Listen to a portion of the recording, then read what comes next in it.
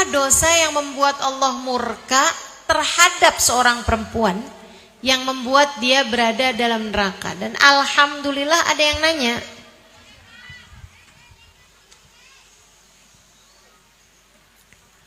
Karena dengan bertanya kita jadi tahu, sehingga semoga kita dapat menghindari agar tidak ada siapapun di antara kita yang menjadi salah satu di antara mereka yang Allah masukkan ke dalam neraka. Apa kata Nabi Muhammad alaihissalam? Dua sebab yang menyebabkan perempuan banyak ada di dalam neraka. Kata Nabi Muhammad bilang, li'annahunna yakthurnal la'nah wa yakfurnal ashirah. Sebab pertama, karena perempuan itu banyak melaknat, banyak ngata-ngatain orang, nggak pinter jagain lisan, nggak pinter jaga mulut. Sekarang ditambah nggak pinter jaga jempol dari komentar-komentar julid di internet, di media sosial. Ini yang menjadi penyebab banyaknya perempuan masuk dalam neraka. Kemudian yang kedua, li'annahunna yakfurna, karena mereka suka gampang ingkar, gampang kufur. Ayakfurna billah, apakah mereka ingkar kepada Allah? Nabi Muhammad menjawab, la bal minal ashirah, tidak, melainkan ingkar terhadap suaminya, terhadap keluarganya. In ahsantum bihinna sanah, perempuan neraka nih kalau suaminya berbuat baik padanya setahun, kemudian disakiti sekali, dia akan bilang sepanjang hidup sama kamu, kamu gak pernah berbuat baik padaku sama sekali. Kayak kebaikan setahun habis dibakar sama kejelekan dia sekali aja. Jadi dua hal inilah yang menjadi penyebab perempuan banyak berada dalam neraka. Dan kalau kamu mau lebih memperhatikan, dua hal ini pula lah yang banyak menjadikan rumah tangga juga serasa berada dalam neraka. Istri yang tidak pandai menjaga lisannya, istri yang tidak pandai berterima kasih kepada suaminya. Dua hal ini yang banyak menjadikan rumah-rumah tangga serasa berada dalam neraka, tidak dapat menghadirkan surga dalam rumah tangganya. Makanya nih para istri, dengerin dengan baik, biar kamu tidak termasuk di antara yang menyesal ketika di hari akhirat nanti Allah Subhanahu wa taala tidak menyelamatkanmu. Jangan jadi orang yang menyesal. Kita mesti belajar nih di dunia, gimana caranya biar terhindar dari menjadi seseorang yang kelak layak dimasukkan Allah ke dalam nerakanya. Semoga semua yang hadir di sini jadi ahli-ahli surga. Yang jadi istri, yang jadi ibu, yang jadi anak, semoga semuanya jadi ahli surga. Semua yang hadir di tempat ini, semoga Allah Subhanahu wa taala memudahkan kita untuk menuju jalan ridhonya, menuju jalan surganya, menuju bahagianya dunia hingga akhirat insyaallah. Dunia hingga akhirat insyaallah. Dunia hingga akhirat Yang pertama, pandai-pandailah jaga lisanmu, Bu, Kak, Dek. Pandai-pandai jaga lisan. Rumah tangga sama. Rumah tanggamu di dunia, merumah tanggamu di akhirat sama. Sama-sama bermodalkan kepandaianmu menjaga lisan. Yang pintar jadi istri. Jangan suka ngomong kalimat-kalimat yang menyakitkan hati suami. Apa sih kalimat yang nyakitin hati suami? Suami tuh mendingan dibilangin, kok kamu jelek sih? Misal, jauh lebih mending loh dibilangin kayak begitu daripada dibilangin, sepanjang hidup sama kamu saya selalu menjadi orang yang menderita. Kamu kenapa sih nggak bisa kayak jadi suaminya orang gitu? Kenapa kamu nggak kayak suami yang lain? Pada baik-baik sama istrinya. Kamu kok kayak gitu sih? Kerjaan kamu tuh nyakitin hati saya mulu. Tuh hati-hati tuh. Ucapan-ucapan yang begitu, kamu nggak pernah berbuat baik padaku sama sekali.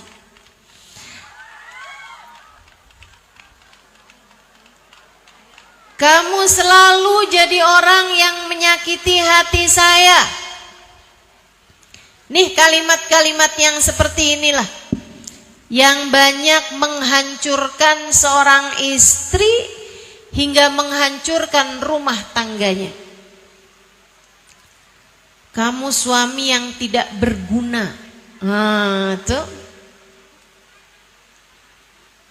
Kamu suami yang tidak berguna. Kesian. Kesian. Saya kesian sama suamimu.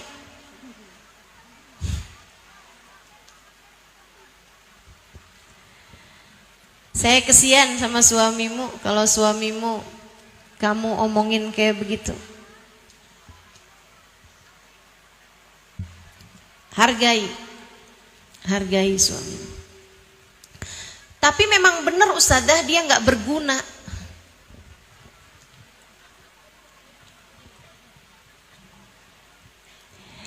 Seorang wanita yang mulia akan dapat memuliakan suaminya, siapapun suaminya. Hanya perempuan yang hina yang akan selalu menghina suaminya, siapapun suaminya. Perlakuanmu kepada suamimu tidak menunjukkan siapa dia, menunjukkan siapa kamu. Saya ulangi, perlakuanmu kepada suamimu tidak menunjukkan siapa dia, menunjukkan siapa kamu. Perempuan yang mulia, suaminya siapapun gak akan pernah ngomong kasar, gak akan pernah ngomong kotor, gak akan pernah manggil suaminya dengan nama yang ada di kebun binatang. Gak ada. Walaupun suaminya udah nyebutkan nama 10 binatang sekalipun, dia gak akan jawabin, emang cuman kamu yang tahu nama-nama binatang? Saya juga hafal. Gak gitu. Wanita yang mulia akan mampu memuliakan suaminya. Karena urusannya dengan dirimu sendiri, Kak. Urusanmu, perlakuanmu kepada suamimu adalah urusanmu dengan hisabmu sendiri, Dek. Saya sampaikan kepadamu atas nama cinta. Yang benar mas suami, yang hormat mas suami, muliain, hargai bagaimanapun seperti yang disampaikan Nabi Muhammad, fanduri ilaih fa innama huwa jannatuki wa naruki. Perhatikan betul bagaimana perlakuanmu kepada suamimu, ia adalah jalan surga ketika kamu memuliakan dia, jalan neraka ketika kamu menghina dan menyia-nyiakan dia. Jadi yang pinter-pinter jaga lisan. Ngomongmu yang bagus sama suami. Ngomongmu yang bagus. Yang bagus tuh yang gimana Ustazah? Nih, banyakin pujian. Banyakin pujian. sama suami itu yang sering muji. Ustazah, masalahnya nggak ada yang bisa saya puji dari diri suami saya. Ya kamu terlalu namanya. Kamu udah nikah berapa lama? 10 tahun Ustazah. Lah matamu kemana? Gak bisa lihat kebaikan-kebaikan dalam diri suami. Pasti ada, pasti punya. Semua orang tuh diciptakan lengkap dengan kebaikan dan keburukannya. Udah pasti. Nih Bu, saya kasih tahu ya Bu ya. Kadang-kadang fokus kita terhadap sesuatu yang kecil melupakan kita kepada sesuatu yang besar. Ada seseorang ngebangun tembok, bangun bangunan, bikin tembok, temboknya bata disusun-susun gitu. Habis selesai dia bangun, diliatin, oh cakep nih tembok yang udah saya bangun. Ada temennya lewat, nih tembok siapa yang bangun? Saya. Bagus kan? Ya tapi 2 batu bata ini miring nih. Oh iya ya. Ya ampun miring nih. Sedih dia liatnya. Sampai dia pamitan sama yang punya bangunan. Boleh nggak nih saya rubuhin tembok yang ini karena ada 2 batu batanya yang miring. Jangan dong, kan kita udah keluarin modal banyak nih buat bangun tembok ini. Dia bilang tiap saya lewat tembok itu tiap hati saya sedih. Karena saya punya 2 batu bata yang miring. Sampai satu hari teman saya lewat. Terus dia bilang, siapa yang bangun tembok ini? Saya. Bagus. Apaan? Ini 2 batu batanya miring. Emang berapa banyak batu bata yang udah kamu bangun di sini? 200. Dia bilang kalau kamu punya 200 batu bata yang miring 2, artinya kamu punya 198 yang bagus. Ini nih, kadang-kadang fokus kita sama 2 batu bata yang miring membuat kita lupa sama 198 yang lurus. Kita sama suami tuh sering kayak gitu. Kita sama anak kita juga sering kayak gitu. Kita sama orang tua kita juga sering kayak gitu. Kita sama diri kita aja suka kayak gitu. Fokus kita sama yang kurang, fokus kita sama yang salah, bikin kita lupa sama yang bagus-bagus, bikin kita lupa sama hal-hal baik yang datang dalam kehidupan kita. Makanya jagain. Kamu bisa bener ngomongnya kalau kamu bener cara mikirnya. Bu, Kak, Dek, kalau kamu mikir bahwa semua ucapanmu akan ada hisabnya, kalau kamu berpikir bahwa ucapanmu kepada suamimu nanti di akhirat harus kamu pertanggungjawabkan di hadapan Allah, kamu akan belajar untuk bisa meluruskan lisan kamu, mulut kamu. Kamu gak bisa bilang, misalnya gitu ya, saya mau Ustazah emang ngomongnya kayak begini nih kasar, tapi hati saya lembut. Dari mana? Isi lisanmu itu adalah isi apa yang keluar dari lisanmu adalah isi dari apa yang ada di dalam hatimu. Nih lisan kamu nih kayak mulutnya teko, Bu. Nih, teko nih di depan saya nih. Ini kalau misalnya isinya teh, nggak bakalan keluarnya susu. Betul nggak? Itu orang yang bilang bahwa mulut saya sih kasar sih, saya emang kalau ngomong kayak begini nih. Tapi hati saya tuh baik. Hati saya tuh lemah lembut. Itu sama aja kayak ngomong yang, jangan lihat ya, ini mah yang keluarnya emang oli, tapi dalamnya nih susu. Gimana ceritanya? Kalau yang keluarnya oli, berarti yang di dalamnya juga oli. Nggak bakalan berbeda. Makanya kalau kita perhatikan ucapan-ucapan istri-istri solehah, itu indah terus. Indah terus. Masya Allah, Masya Allah. Saudaraku sekalian saya muliakan, guru saya Hubabah Nur, Hubabah Ummu Salim, istri dari Al-Habib Umar bin Hafiz. Beliau tuh pernah cerita tentang seorang istri yang sangat solehah. Dia bilang di kampung saya, di Baydha, dulu ada satu keluarga punya sebuah perusahaan yang dikelola bersama, keluarga besar. Abang-abang tuh semuanya pada kelola satu perusahaan. Nah, si perusahaan ini dipegang sama abang yang salah satu dari saudara-saudara mereka lah. Meninggal dunia saudaranya. Ada istri, ada anak-anaknya. Habis suaminya meninggal, si saudara mereka ini meninggal, mereka rapat bersama-sama. Ini jandanya saudara kita nih jangan sampai kawin sama orang lain. Nanti kalau kawin sama orang lain, urusan perusahaan, urusan warisan jadi ribet. Karena orang lain masuk dalam keluarga kita. Lagi pula kan dikelola bersama nih, jadinya repot nanti ngurusinnya. Mendingan salah satu dari kita kawin sama dia. Tapi semuanya udah pada nikah kecuali ponakan yang umurnya waktu itu 20-an tahun. Sementara si janda ini umurnya sekitar 40-an tahun.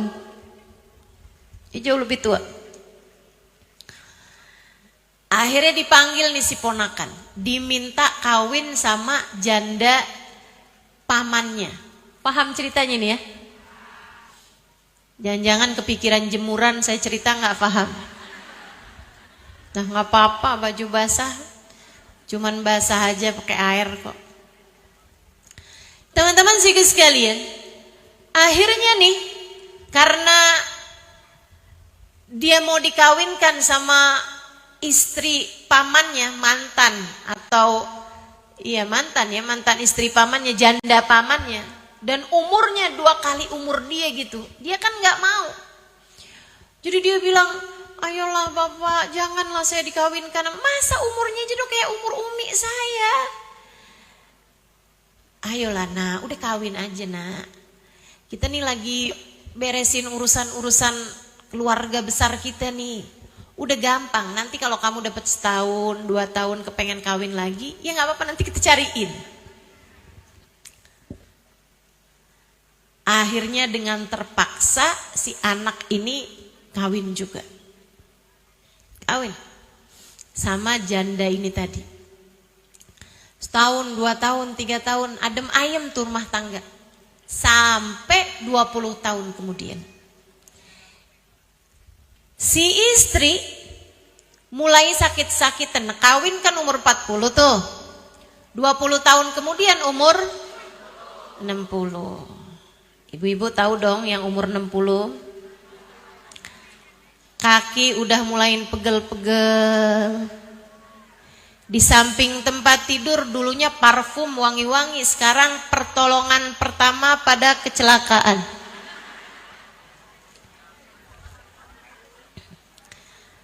Ada balsem.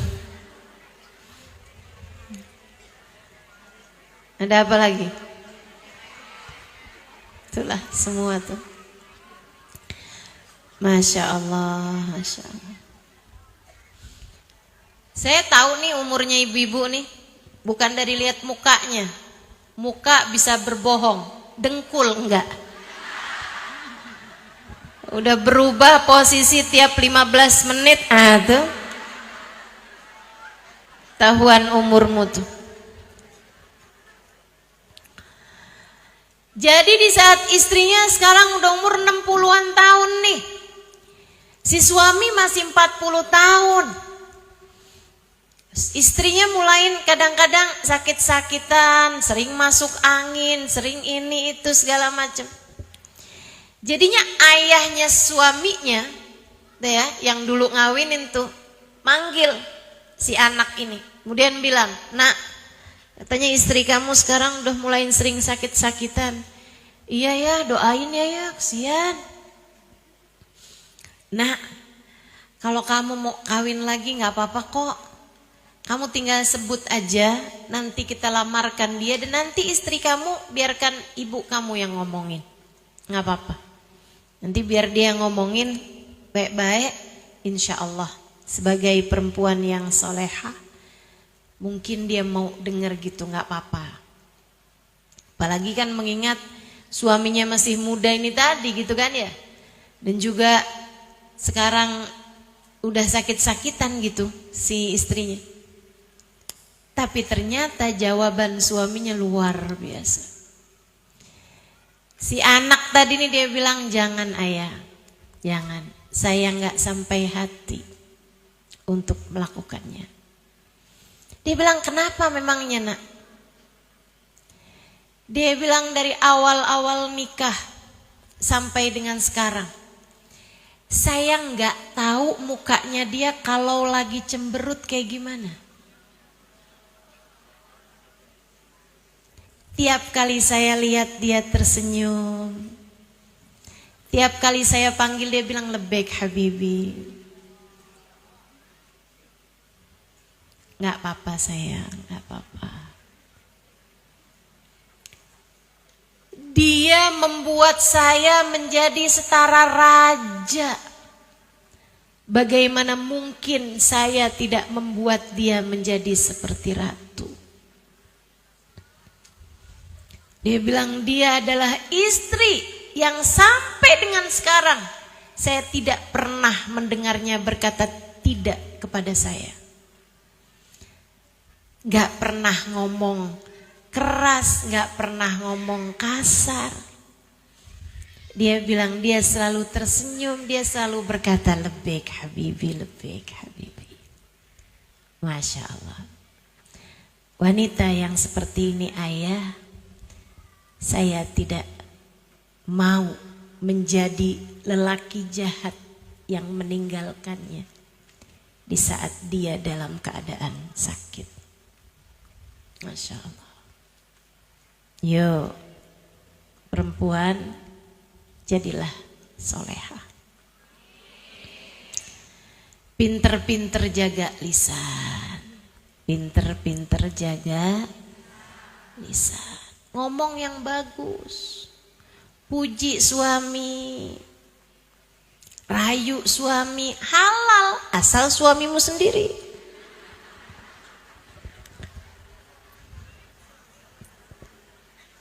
Jangan sampai nih ngomongnya bagus-bagus, merayu sama suami orang. Jangan. Sama suamimu sendiri tuh. Kadang-kadang kalau ngomong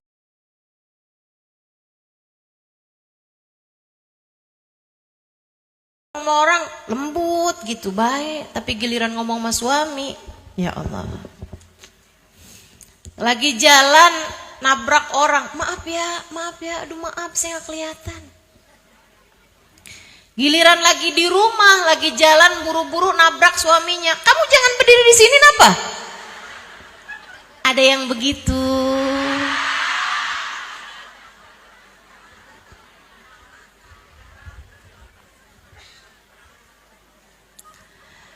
Kalau ada orang nih sama orang lain, dia ngasih kamu tempat duduk misalnya di bis, makasihnya sampai nggak kelar-kelar. Tapi giliran sama suami ngasih nafkah, suami naikin galon, suami masangin lampu. Emang udah kewajibannya saja.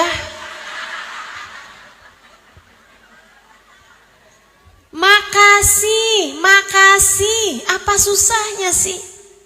Iya kenapa dah ustazah? Kalau mau makasih sama orang gampang, sama suami susah. Nggak ada, itu kamu aja begitu. Kamu mau nyalahin siapa? Kamu yang tidak pandai mendidik dirimu itu. Belajar buat mendidik diri sendiri. Jagain lisan, pinter-pinter. Ngomong sama suami yang bagus, belajar. Ibu-ibu saya sekalian, emang ustazah udah bagus ngomongnya? Belajar. Kita semua belajar. Kalau nggak belajar, hidup di dunia mau buat apa? Kita belajar menuju surga kita masing-masing. Kita belajar untuk bisa menuju kebersamaan dengan manusia-manusia mulia di akhirat nanti. Kamu kalau sama suami bawaan kasar mulu, keras mulu, marah-marah mulu, kamu pengen di akhirat barengan sama istrinya Nabi Nuh. Tahu namanya? Bu Nuh.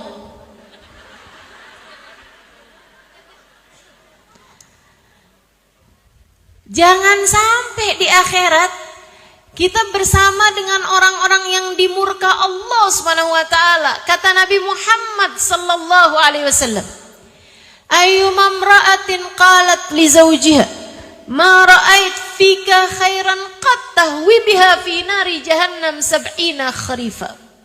Kalau ada seorang perempuan berkata pada suaminya, "Kamu gak pernah berbuat baik padaku sama sekali. Kamu gak pernah nyenengin hati saya. Sepanjang hidup mah kamu sengsara mulu saya, menderita mulu saya. Kamu selalu menyakiti hati saya."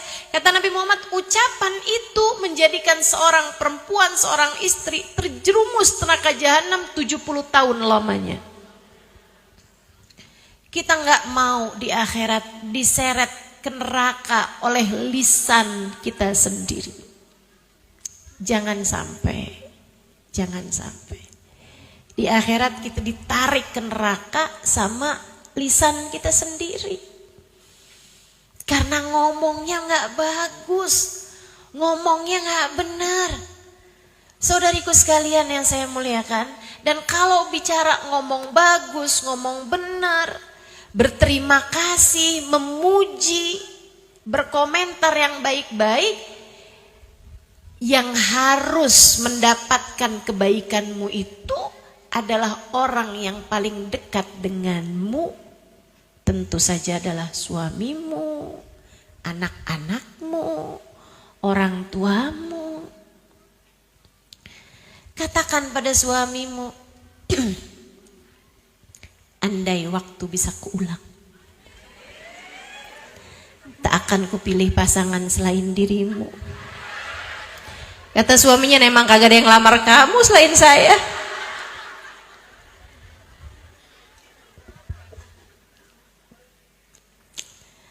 Sampaikan pada suamimu, ada banyak hal yang saya sesali. Dan menikah denganmu bukan salah satunya. Ada banyak hal yang saya syukuri, dan menikah denganmu adalah nomor satunya. Enak banget tuh. Ayo dah, belajar. Belajar teman-teman, belajar. Belajar buat ngomong yang bagus mas suami. Insya Allah. Kamu adalah hadiah paling manis yang Allah berikan dalam hidup saya.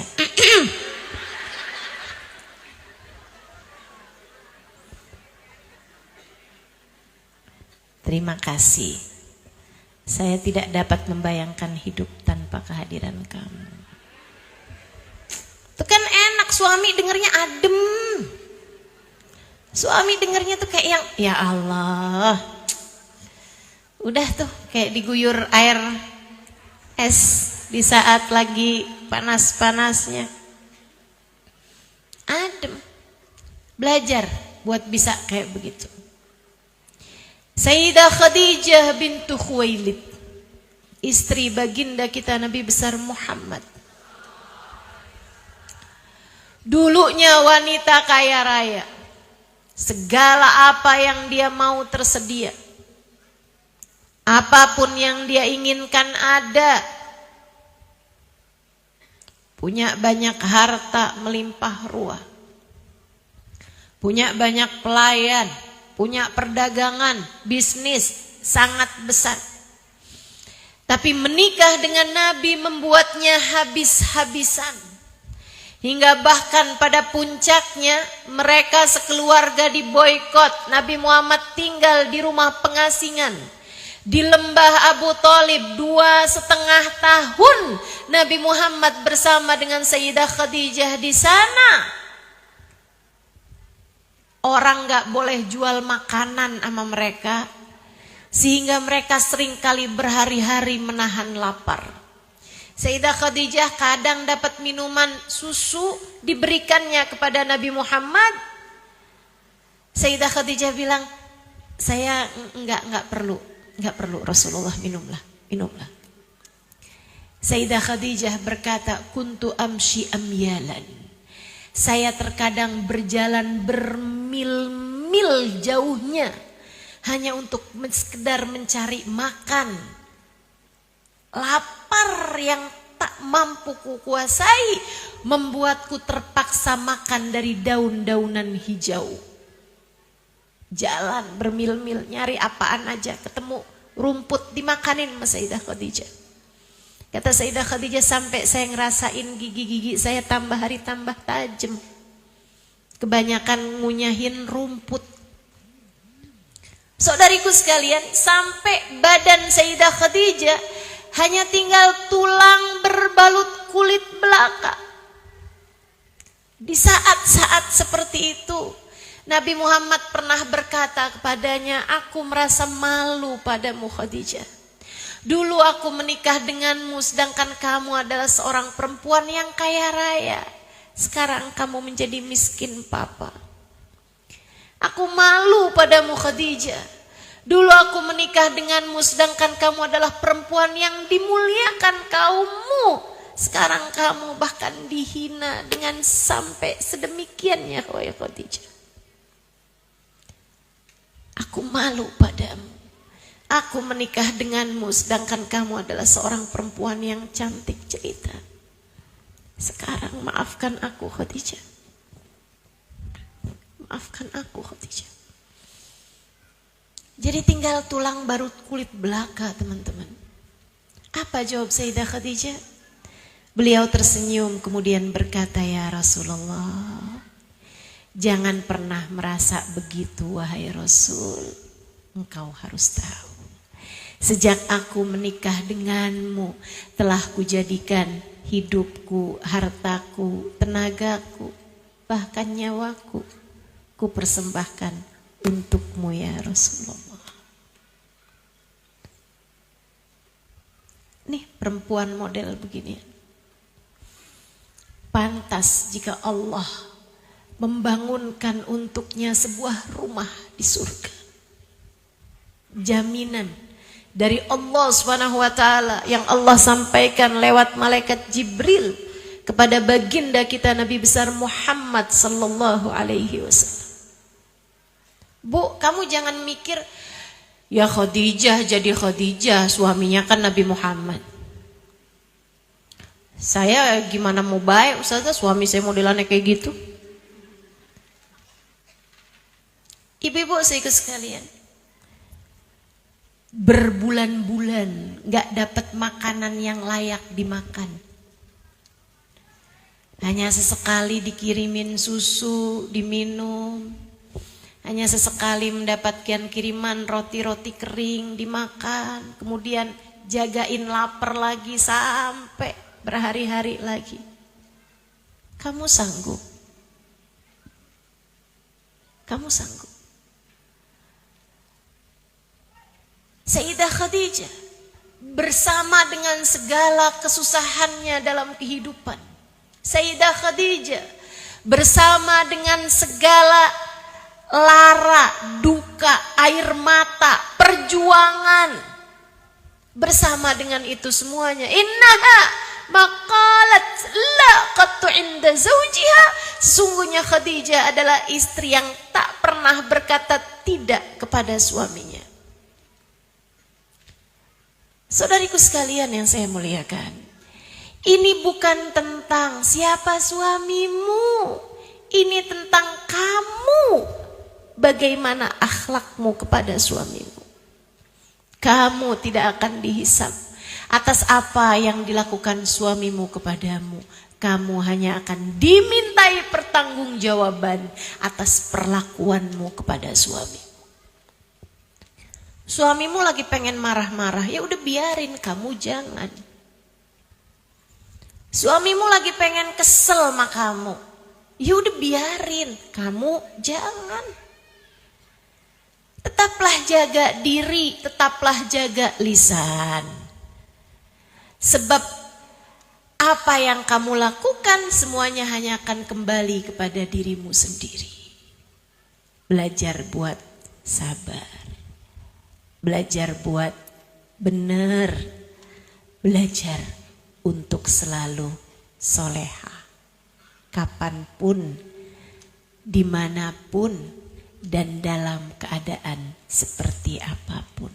Insya Allah. Tuh, paling utama, jaga lisan. Pengen menghadirkan surga dalam rumah tanggamu, mesti pinter-pinter jagain lisan. Dan Bu, nih mumpung belum masuk nisfu Sya'ban, jangan sampai di malam nisfu Allah turunkan ampunan, kamu tidak mendapatkannya. Salah satu penyebabnya adalah karena suamimu tidak ridho padamu. Yuk, mumpung belum masuk nisfu Sya'ban, belum masuk bulan suci Ramadan, minta maaf sama suami. Minta maaf sama suami. Tapi minta maafnya yang serius. Jangan yang kata ustadzah nih suruh minta maaf. Maaf ya. Emang kenapa? Ya kali-kali bikin salah, kali-kali. Tapi jangan lupa kamu juga punya banyak salah. Enggak serius minta maaf. Enggak serius minta maaf. Minta maaf yang serius. Insya Allah. Sering-seringlah minta maaf kepada suami. Karena teman-teman, ada hadisnya tuh. Thalathatun la turfa' salatuhum fawqa ru'usihim shibra. 3 kelompok orang kalau sholat enggak keangkat 1 jengkal pun dari atas kepalanya. Kalau enggak keangkat berarti enggak naik. Kalau enggak naik berarti enggak terkirim. Kalau enggak terkirim enggak bakal sampai. Kalau enggak sampai bagaimana mungkin diterima? Kalau diterima aja enggak, gimana mungkin untuk mendapatkan balasan? Ini enggak keangkat katanya Nabi Muhammad 1 jengkal pun dari atas kepalanya. 3 kelompok orang. Kayak yang sholat sih tapi percuma aja enggak keangkat gitu. Tapi bukan artinya udah kalau gitu enggak usah sholat aja dah sekalian. Enggak gitu. Enggak gitu. Sebab akhirat bagaimanapun harus kita jalani nantinya. Dan kalau bukan hidup yang sekarang di dunia, hidup yang mana lagi yang akan kamu pakai untuk mencari bekal buat akhiratmu nanti. Harus hidup yang sekarang. Makanya harus benar-benar nyari bekal. Jangan termasuk 3 kelompok orang ini. Siapa mereka wahai Rasul? Yang pertama kata Nabi Muhammad, man amma qauman wa hum lahu karihun. Siapa yang memimpin satu daerah dan rakyatnya, warganya benci kepada dia karena kezaliman yang telah dia lakukan. Yang jadi pemimpin-pemimpin tapi enggak dicintai sama rakyat karena kezalimannya, ya, karena kezalimannya. Kalau dia udah bikin baik, udah enggak korupsi, udah bener, tapi ternyata rakyatnya masih nggak suka, itu urusan beda lagi. Tapi kalau dia udah berbuat, tapi memang dia berbuat yang zalim gitu, ya berbuat keboliman sehingga akhirnya rakyatnya, warganya benci kepada dia, itu kalau sholat 1 jengkal pun tak terangkat dari dirinya. Yang kedua kata Nabi Muhammad, imra'ah batat wa zawjuha 'alaiha sakhit. Seorang istri melewati waktu waktu malam, sedangkan suaminya tidak ridho kepadanya. Makanya Nabi itu disampaikan batat wa zawjuha 'alaiha sakhit, untuk ngajarin kita kalau lagi bertengkar, nggak akuran sama suami, jangan sampai lewat malam. Sebelum tidur, sebelum malam tuh dibaikin gitu. Udah, nggak usah kelamaan. Nggak akurannya nggak usah kelamaan, baik-baikan aja. Kamu deketin suamimu, terus kamu bilang, mana jari jentiknya? Emang kenapa? Bayan ya. Takut sampai datang waktu malam dia nggak ridho sama kita, yang masalah kita teman-teman. Itu kata Nabi Muhammad alaihissalam, ayyuma imra'atin batat wa zawjuha 'alaiha sakhit la'anathal malaika hatta tusbih. Kalau ada seorang perempuan datang waktu malam, suaminya sedang marah kepadanya, sampai pagi suaminya masih marah kepada dia, dilaknat sama malaikat. Perempuan tersebut dilaknat sama malaikat. Ustazah, kok nggak adil ya kalau istrinya yang lagi marah suaminya dilaknat malaikat? Gak Ustazah? Enggak. Kok nggak adil gitu Ustazah? Teman-teman sekalian, saya dulu juga mikirnya kayak gitu. Oh kayaknya Nabi nggak sayang ya sama kita ya. Kita disuruh baikin melaki, suruh jangan sampai datang waktu malam, kita nggak minta maaf sama dia, gitu. Tapi abisnya saya jalanin, karena hadis ini saya jadi takut memalamkan masalah sampai besok pagi. Suami marah malam tuh saya takut. Satu, takut dilaknat malaikat. Kayaknya percuma kalau saya sholat ini sholat itu, gak bakalan keterima juga gitu. Yang kedua, saya takut mati. Itu gimana ceritanya kalau saya sampai mati dalam keadaan suami gak ridho? Yang namanya kematian kan bisa datang kapan waktu. Walaupun alhamdulillah sampai sekarang masih hidup. Karena hadis ini nih, saya jadinya takut buat memalamkan masalah. Saya berusaha untuk menghindarkan gengsi, menekan emosi, minta maaf kepada dia. Saudaraku sekalian saya muliakan, dan begitu minta maaf, saling baik-baikan, udah tuh enak, bisa tidur nyenyak, kan? Besok pagi bangun lebih ceria gitu. Alhamdulillah. Nabi Muhammad memang luar biasa. Bu, kelihatannya tuh kayak yang, kok Nabi gak ngebelain kita yang perempuan ya? Disuruhnya kita minta maaf. Ibu, yang susah maafin tuh kita. Coba tuh, kamu bayangin, kamu inget-inget deh. Kalau suamimu lagi marah terus kamu datang, maaf ya, tadi tuh saya tuh kebawa hawa nafsu, bawa emosi, maaf ya. Maaf ya. Apa yang suamimu bilang? Iya udah gak apa-apa. Gitu paling. Betul gak? Coba kamu inget-inget. Seingat saya gak gitu Ustazah. Kamu punya suami? Enggak. Saya gak nanya sama kamu. Rata-rata tuh suami kayak begitu. Tapi kalau suaminya yang minta maaf sama istri, maafin ya? Enggak. Ayo dong maafin. Enggak. Kita tuh susah. Semakin dimintain maaf, semakin egonya naik-naik terus. Bukan begitu? Makanya teman-teman, kecuali nih, saya mau kasih tahu juga nih sama para suami nih. Kalau mau minta maaf sama istri tuh gampang. Maaf ya, enggak. Saya udah transfer tuh tadi.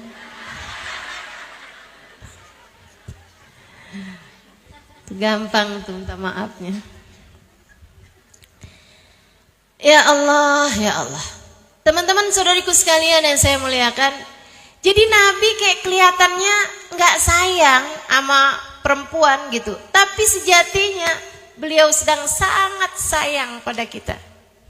Nabi nggak mau kita mengendap kemarahan-kemarahan. Nih, saya kasih tahu teman-teman. Rasa yang tidak terluahkan hanya akan mengendap di memorimu dan menjadi penyakit di kemudian hari. Rasa-rasa negatif yang tidak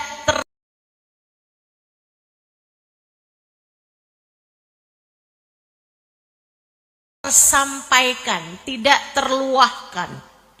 Itu ya, kamu kesel, ya udah dibawa tidur aja deh, besok mungkin lebih baik. Kamu marah, udah nggak apa-apa, biarin aja deh. Kamu lagi penuh dengan amarah, apapun aja bentuknya tuh, kemarahan-kemarahan, bahkan dari kecil tuh. Itu teman-teman saudaraku sekalian, kayak kotak sampah kamu isi nggak pernah kamu buang-buang. Tuh kayak gitu tuh. Kayak gitu.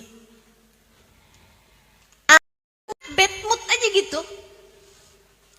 Moodnya jadi nggak bagus aja gitu kan. Bawaan marah-marah mulu, anak dimarahin, suami dimarahin, tetangga dimarahin, orang nggak salah dimarahin, di jalanan dimarahin. Ada tuh kan modelan perempuan kalau ngomong marah aja. Iya tuh ustazah, kenapa ya ustazah saya suka kayak begitu? Itu gara-gara rasa-rasa negatif yang tidak terkeluarkan dari dalam hatimu. Ia jadi timbunan sampah memenuhi ruang hatimu itu. Karena membiarkan masalah, mengendapkan masalah. Itu sebabnya Nabi yang tahu diri kita nih kayak apa, sama Nabi disuruh kamu jangan malemin masalah, minta maaf sebelum tidur. Kalau kamu tidur dalam keadaan saling marah-marahan, kamu akan dilaknat malaikat sampai pagi hari. Nabi kelihatannya kayak ngancem, padahal itu biar kamu nggak jadi sakit, nggak jadi orang yang pribadinya buruk, nggak jadi orang yang karakternya berantakan, nggak jadi orang yang hidupnya sumpek terus-terusan, nggak jadi orang yang sedih terus-terusan. Justru karena rahmatnya kepada kita, makanya Nabi diajarin begitu. Bahkan Nabi ngajarin lagi nih. Tapi Rasul, ini masalah berat banget Rasul. Saya gak bisa maafin suami saya dalam waktu dekat. Kata Nabi, oke kalau gitu 3 hari. Jangan lebih dari 3 hari. Jangan lebih 3 hari. La yahil limri'in. Gak halal, kata Nabi. Gak halal bagi seseorang untuk mendiamkan suaminya, temennya dalam keadaan marah ya, lebih dari 3 hari. Itu ajaran Islam teman-teman. Biar kamu tuh nggak terus ngendep. Luahkan. Ustazah nih masalahnya nih timbunan sampah di hati saya kayak udah banyak deh Ustazah. Saya ini terlalu banyak menyimpan bencian, kekesalan, kekecewaan di dalam hati. Gimana caranya biar terkeluarkan? Bu, itu sama kayak gini nih. Ini saya ajarin, ini ilmu penting. Ini saya ajarin. Kamu kalau ngerasa, iya loh, hati saya nih kayaknya keras gitu. Kayaknya saya kalau bener tuh yang tadi dibilang tuh, keluarnya tuh kasar, keluarnya itu kalimat-kalimat yang gak bagus, keluarnya kata-kata yang menyakitkan gitu. Padahal saya udah belajar, udah berusaha gitu, tapi gak tahu kenapa gitu, asal ngelihat suami, asal ngelihat anak bawaan pengen marah aja, pengen kesel aja gitu. Kenapa begitu? Itu tadi, hatimu tuh ada banyak sampah, sehingga ketika dibuka tuh yang keluar sampah mulu gitu, udah kepenuhan. Kalau gitu ngebersihinnya gimana?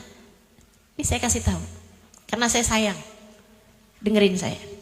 Gimana cara membersihkan air di gelas yang sudah penuh dengan air oli misalnya. Ini isinya oli nih, gelasnya misalnya. Saya mau bersihin. Gimana caranya? Teman-teman saya sekalian, tuangin air yang bersih. Terus aja dia luber.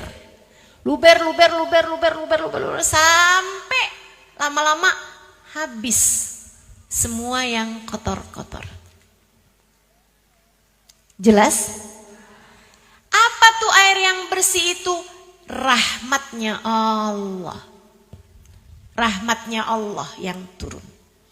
Di mana dapetin rahmatnya Allah yang turun? Yang turun, mohon maaf nih ya. Udah sore gini nih, keluar dari subuh. Gimana caranya? Biar rahmatnya Allah tuh turun, di mana turunnya? Ada pada hati yang merunduk pada Allah Subhanahu wa taala. Ada di majelis-majelis, pertemuan-pertemuan yang baik, di sholat malammu, di waktu kamu baca Al-Quran, di waktu kamu kangen sama Nabi Muhammad, saat bersolawat kepada Nabi Muhammad, tuh lagi dituangin. Apa cirinya? Saudaraku sekalian, apa cirinya? Kalau air tadi itu udah luber, cirinya keluar air. Maka orang yang dalam keadaan sedang dibersihkan Allah dari sampah-sampah hatinya akan menangis saat-saat ia beribadah pada Allah Ta'ala. Kamu pengen bersihkan hati kamu, sering-seringlah menangis kepada Allah Ta'ala. Sering-seringlah mengalirkan air mata. Entah karena merasa malu kepada Allah, entah karena merasa takut atas dosa-dosa yang telah kamu lakukan. Bukan nangis karena nonton drakor. Bukan. Nangis karena rindu kepada Allah. Nangis karena rindu kepada Rasulullah. Air mata yang terus berkeluaran itu membersihkan hatimu, teman-teman. Membersihkan hatimu. Itu sebabnya salah satu dari 4 hal yang Nabi Muhammad berlindung darinya. Allahumma inni a'udzubika min ilmin la yanfa. Ya Allah, aku berlindung kepadamu dari ilmu yang tidak bermanfaat. Wa min qalbin la yahsha. Dari hati yang tidak bisa khusyuk. Min du'ain la yusma. Dari doa yang tidak engkau dengar. Wa min ainin la tadma. Dari mata yang tidak bisa menangis. Nabi sampai mohon perlindungan. Kenapa? Gak bersih-bersih hatinya. Gak bersih-bersih hati. Bersihin hati kamu. Kalau hatinya bersih, nanti lama-lama lisannya juga jadi bersih. Gak bisa lagi ngomong kasar, gak bisa lagi ngomong kotor. Ngomongnya yang bagus-bagus, ngomongnya yang manis-manis. Jadi pengen menghadirkan surga dalam rumah tangga, lisanmu bagusin, jaga lisan, insya. Yang keduanya kata Nabi Muhammad, penyebab perempuan banyak masuk neraka li annahunna yakfurna, karena perempuan tuh suka gampang ingkar. Yakfurna billah, ingkar sama suaminya, gak beriman gitu, ingkar kepada Allah wahai Rasul, gak beriman kepada Allah. La bal minal asyirah, bukan, tapi ingkar kepada suaminya. Gak pinter bersyukur. Itu tadi ngelihat suaminya kayak yang laki nih gak ada gunanya nih, bikin susah hidup saya aja nih. Kayaknya yang lebih mudah hidup saya kalau saya gak punya dia nih. Gimana nih cara saya mengenyahkan dia dalam kehidupan saya? Astagfirullah. Pandai-pandailah berterima kasih. Mesti belajar, terus belajar, terus belajar. Lihatin kebaikan-kebaikan dia dan berterima kasihlah. Dihargain. Berterima kasihnya tuh disampaikan apa enggak? Lebih bagus jika disampaikan. Makasih ya. Kenapa makasih? Ya kamu udah transfer. Ya kan biasanya juga saya transfer. Ya makasih. Makasih. Kan ada juga yang enggak mau transfer. Kamu mau transfer. Alhamdulillah, makasih ya sayang. Mudah-mudahan rezeki kamu tambah berkah. Enggak, maksud saya ngajarin kamu ngomong gitu sama suami.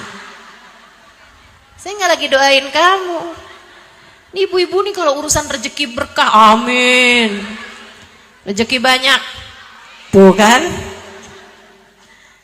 Masya Allah, enggak bisa dengar urusan rezeki tinggal amin aja ibu. Kamu ngomong gitu sama suaminya. Sama suami. Yang sering bikin istri nggak bisa terima suami, nggak bisa terima kasih sama suami, itu gara-gara urusan finansial, urusan ekonomi. Betul ya? Dia tuh ustazah nggak pernah bisa bawa saya jalan-jalan ke luar negeri. Dia tuh ustazah nggak bisa beliin saya rumah, nggak bisa beliin saya kendaraan. Saya tuh miskin aja hidup sama dia. Misalnya gitu. Jadi susah terima kasihnya. Saudaraku sekalian yang saya muliakan, kalau masalahnya adalah masalah ekonomi, pernah nggak kamu kepikir begini nih? Jangan-jangan karena nikahnya sama perempuan kayak saya, Allah susahkan rezeki bagi suami saya. Pernah nggak kamu mikir kayak begitu? Nggak pernah kan? Padahal yang namanya rezeki itu Allah tuh ketika jadikan rezeki suami lancar untuk memberi nafkah kepada istrinya, itu sebenarnya Allah juga sedang memberi rezeki kepadamu gitu. Lewat jalan suami. Nah kalau kemudian rezekinya seret, ya nggak semestinya kamu salahkan suami kamu. Berarti salahkan Allah ustazah. Betul. Tapi lewat introspeksi. Kenapa Allah memberikan rezeki kepada saya nih susah? Kenapa? Bukan artinya salahkan Allah ya ini ya. Jangan salah paham. Maksud saya itu yang memberi rezeki yang seret itu adalah Allah Subhanahu wa taala. Kamu tinggal introspeksi.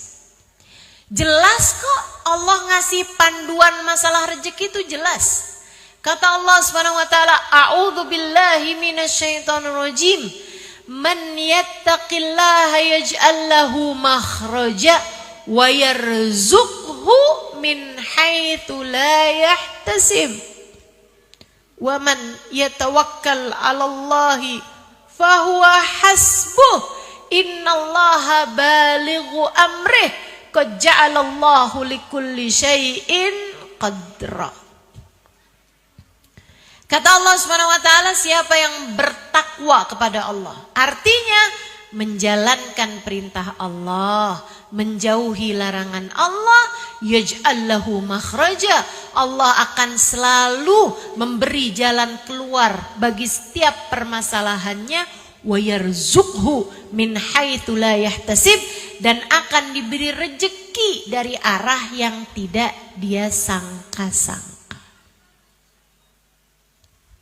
Gitu, takwa sama Allah. Jadi kalau rezeki seret, coba diingat-ingat.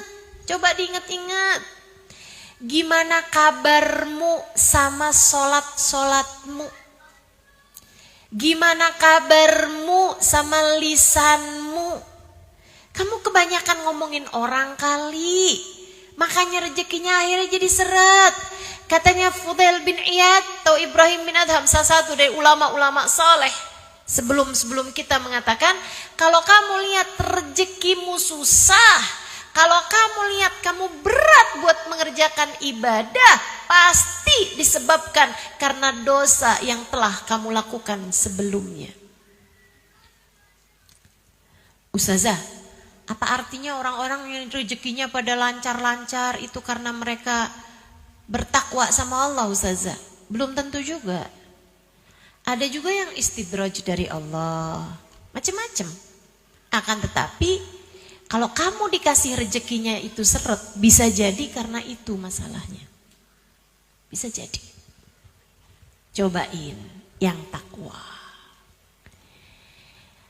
Kalau kamu saat suamimu tidur, kamu di sampingnya malah WhatsAppan sama mantan pacar kamu zaman SMA. Kemudian kamu ngarep rezeki kamu lancar. Gimana ceritanya? Saudariku sekalian yang saya muliakan, terus kamu bisa-bisanya bilang sama mantan kamu, transferin dong.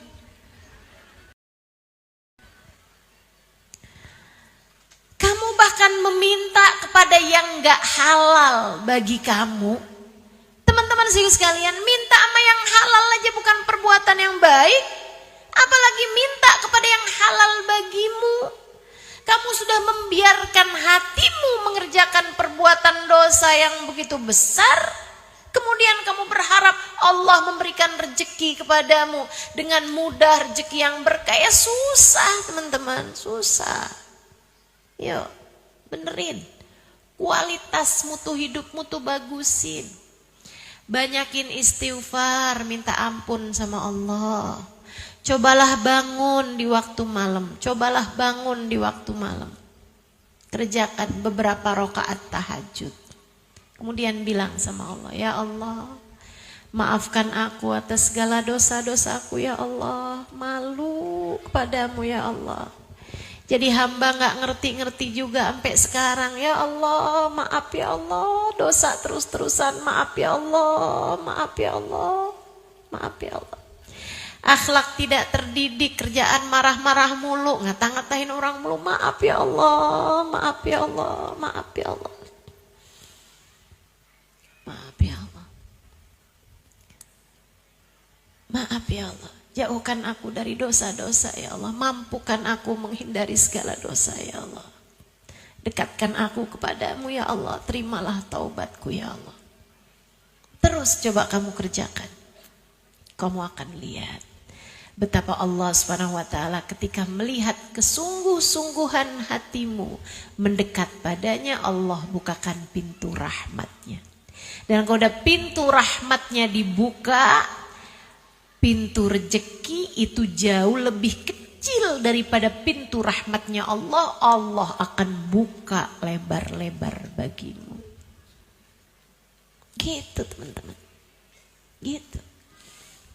Jadi jangan sampai rezekimu seret, kamu malah marah-marahin suami. Kata Allah, rezekimu aku seretin karena akhlak kamu yang buruk, lah malah ditambahin. Ya tambah seret bakalannya. Tambah susah bakalannya. Saudaraku sekalian yang saya muliakan, ini pengakuan dari para laki-laki. Kenapa ya? Kalau keluar rumah dalam keadaan habis bentak istri, habis ngomong gak enak sama istri sama anak, itu rezeki kayak susah gitu sepanjang hari. Tuh, suami aja ngerasain kayak begitu. Kamu juga. Kalau kamu gak pinter-pinter untuk menjaga dirimu dari segala dosa-dosa, maka akan jadinya kayak begitu. Yuk, belajar buat jadi istri yang pandai berterima kasih sama suaminya. Ingat, yang ngasih rezeki itu satu, bukan suami, tapi Allah. Ada seorang laki-laki soleh, miskin, punya anak banyak. Kemudian ada yang ngajakin haji. Dia bingung. Ada dia aja nyari nafkah tiap hari, keluarganya pas-pasan, apalagi dia pergi haji gitu kan, tinggalin keluarganya. Dia diskusi sama istrinya solehah, istrinya Masya Allah. Istrinya bilang begini nih, Ini kesempatan kamu sayang. Kesempatan buat bisa berangkat pergi haji, pergilah. Pergilah. Allah menghadiahkanmu hal yang begitu indah, pergilah. Sertakan aku dalam doa-doamu di sana. Sertakan kami semua keluargamu dalam doa-doa indahmu di sana. Sampaikan salam kami kepada Nabi Muhammad. Doakan kami agar suatu hari juga dapat pergi ke sana. Pergilah sayang, pergilah. Suaminya bilang, tapi gimana dengan nafkah kalian? Tenanglah. Kamu pergi, Allah kan gak pernah pergi. Udah berangkat suaminya. Istrinya, ini model istri-istri kompor nih. Istrinya, tetangganya. Ini kan udah mulai sore nih, ngomong bakalan banyak salah-salah nih. Tetangganya banyak yang jadi kompor gas kayaknya, gampang meleduk. Begitu suaminya pergi tuh pada nengokin. Ya ampun, suami kamu pergi haji. Ada dia aja kehidupan kalian udah susah, gimana kalau gak ada dia ya? Kamu gak apa-apa ditinggal suami. Nih, kayak sok perhatian padahal julid. Kamu jangan sampai jadi orang yang kayak begitu. Jangan sampai jadi orang kayak gitu. Tapi si perempuan solehah, perempuan beriman kepada Allah Subhanahu wa taala, faham pemberi rezeki cuma satu, namanya emang kamu gak susah ditinggal suami kamu pergi haji kayak begitu, gak ninggalin apa-apa buat kalian? Istrinya sambil tersenyum dia bilang, susah kenapa? Yang pergi kan tukang makan rezeki, yang ngasih rezeki kan gak pernah pergi. Tangannya langsung yang Dhahaba akilur rizq wa baqir razzaq. Dia bilang, kenapa harus bersedih hati? Yang pergi hanyalah tukang makan rezeki, sang pemberi rezeki tak pernah pergi. Gitu. Hidup dunia mah cuman segini-gini aja, Bu. Hidup dunia mah cuman segini-gini aja, Kak. Kamu ngarep apa juga dari kehidupan dunia yang cuman segini-gini ini nih? Gak ada yang bisa diharap. Dunia mah kayak gini-gini aja. Iya kan? Kamu pengen punya apa sih sampai segitunya? Suami kamu hina-hina, suami kamu gak bolehin. Kalau gak bawa duit jangan pulang sekalian. Apa yang mau kamu kejar, teman-teman? Walaupun punya uang sebanyak apapun, kalian gak akan bisa makan lebih daripada seukuran lambung sendiri. Kamu walaupun punya duit sebanyak apapun, gak akan pakai baju kecuali selapis. Mau pakai baju berapa lapis? Hah? Oh, duit saya banyak, saya pakai baju sekalian A7. Ada yang mau kayak begitu? Gak ada. Saudariku sekalian yang saya muliakan, mau apa juga dari kehidupan dunia ini? Kalau kamu punya ya alhamdulillah dinikmati. Kalau gak punya gak usah sampai segitunya, sampai nyari yang haram-haram buat kamu kejar. Dunia ini akan ada akhirnya, saudariku sekalian. Begitu kamu mati, berlianmu gak akan kamu bawa masuk dalam kuburan. Begitu kamu meninggal dunia, semuanya hanya akan kamu sisakan untuk yang hidup. Apa yang kamu punya tak akan lagi menjadi milikmu. Maka belajarlah untuk berterima kasih kepada rezeki yang telah Allah Subhanahu wa taala berikan kepadamu. Berterima kasihlah kepada Allah atas limpahan rezeki yang Allah berikan kepadamu. Bu, alhamdulillah. Mata bisa lihat, telinga bisa dengar, mulut bisa ngomong. Betul? Alhamdulillah, kaki masih bisa digerakkan, tangan masih bisa bergerak. Alhamdulillah. Ibu mau jual mata 1 miliar? Gak mau kok. Udah, nikmatin aja hidupmu. Saya banyak ketemu orang-orang kaya gak bahagia-bahagia amat juga, Bu. Biasa-biasa aja. biasa-biasa aja. Maka udah aja. Semuanya disesuaikan. Saya sering sampaikan, sesedikit apapun uang yang kamu punya cukup untuk membiayai hidupmu. Sebanyak apapun uang yang kamu punya nggak akan cukup untuk membiayai gaya hidupmu. Maka kalau hidup pengen tenang, jangan banyak gaya. Disesuaikan. Insya Allah. Kali lagi yang punya rezeki, yang ngasih rezeki namanya. Dah. Saya mau ajarin ibu kalau masuk rumah baca ayat kursi. Bikin hati jadi adem, rumah tangga jadi damai. Itu yang pertama. Baca ayat kursi setiap masuk rumah. Itu bikin kamu jadi lebih gampang nahan emosi. Kalau di rumah sering marah-marah apa tuh, biasanya juga gara-gara setan juga tuh, digangguin setan. Makanya usahakan kalau masuk rumah baca ayat kursi biar gak banyak setannya. Ya, itu satu. Kemudian yang kedua, tiap masuk rumah juga habis ucap salam baca surat Al-Ikhlas. Bismillahirrahmanirrahim. Qul huwallahu ahad, Allahus samad, lam yalid walam yulad walam yakul lahu kufuwan ahad. Diajarkan Nabi kepada seorang sahabat yang ngadu menabi banyak utangnya. Ya Rasulullah, daqat alaina dunya. Wahai Rasul, dunia jadi sempit buat saya Rasul. Bingung mau kemana-mana. Nah begitu kata Nabi.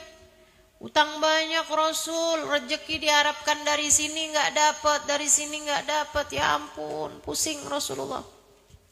Apa yang harus kami lakukan? Nabi Muhammad ajarin. Idza dakhala ila baitak, kalau kamu masuk dalam rumah, fasallim ala ahli, ucapkan salam. Assalamualaikum. Ya, kalau masuk rumah ucap salam.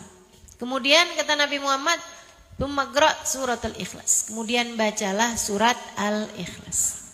Berapa kali Ustaz? Sekali aja. Kali aja. Sambil jalan apa berdiri? Boleh aja. Boleh sambil jalan, boleh sambil berdiri. Masuk rumah. Assalamualaikum. Wallahu ahad. Bismillahirrahmanirrahim. Wallahu ahad. Allahu samad. Terus kalau di rumah nggak ada kerjaan apa-apa, keluar lagi aja, masuk lagi, baca lagi. Dikerjain tuh sama sahabat. Bulan, 2 bulan, 3 bulan, 4 bulan. Datang lagi sama Nabi Muhammad. Ya Rasulullah, jazakallah anna khair ma jaza nabiyan an ummati. Makasih Rasul udah ngajarin segala-gala sama kami umatmu. Makasih banyak wahai Rasul. Kita saat alain dunia, alhamdulillah dunia jadi lapang Rasul. Utang udah kami lunasin semuanya. Wa dunya dakhal ala baitina wa in kunna raghimin. Dunia kayak masuk terus-terusan, walaupun kami udah nggak kepengen lagi, tetap udah masuk aja tuh dunianya. Kayak nggak cuma masuk dari pintu, di jendela-jendela juga gitu. Masya Allah. Ayo Bismillah. Jadi tuh baca ayat kursi biar adem rumahnya. Baca qul huwallahu ahad biar melimpah rezekinya. Gitu ya. Ustazah udah baca kulhu nih, masih seret-seret juga. Introspeksi diri coba. Ini kan, inget-ingetin dosa apa nih yang masih terus-terusan kamu kerjakan. Begitu. Saudaraku sekalian yang saya muliakan, kemudian saya ajarin lagi nih. Enak nih saya ngajarin ilmu-ilmu yang enak buat diamalkan. Kamu kalau lagi ada masalah sama suami, ya. Tiap masuk rumah, tiap masuk kamar, kamu baca ayat laqad ja'akum rasulun min anfusikum azizun 'alaihi ma 'anittum harisun 'alaikum bil mu'minina raufur rahim. Baca tiap masuk kamar. Kamarnya siapa? Ya kamarmu. Kamar tetanggamu. Kamar kamu sama suami tuh. Masalahnya kami udah pisah ranjang Ustazah. Nah itu dia tuh. Nih coba. Jangan pisah-pisah lah ya. Jangan. Udah diomongin baik-baik, diselesaikan. Kadang masalahnya tuh gak seberat itu kok. Masalahnya tuh cuma nama gengsi. Gengsi yang terus kamu ikuti, gengsi suami yang terus diikuti gitu. Nah, minta maaf. Kemudian coba dengan kepala dingin gitu kan.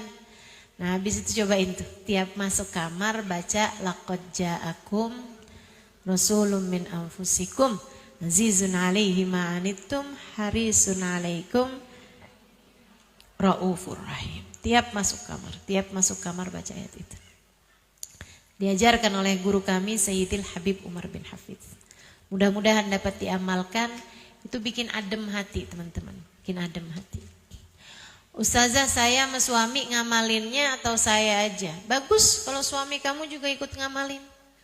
Anak-anak juga ikut ngamalin, bagus. Tiap masuk rumah baca kulhu, tiap masuk rumah baca ayat kursi.